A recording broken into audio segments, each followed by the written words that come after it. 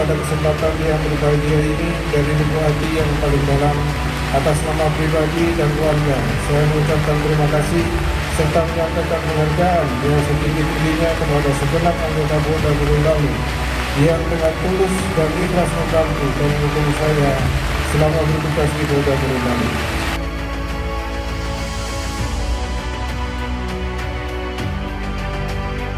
Sekali lagi terima kasih kami semuanya mengucapkan kepada Bapak selamat jalan kembali ke Jakarta, sukses selalu di tempat yang baru. Doa kami semuanya menyertai Bapak. Terima kasih.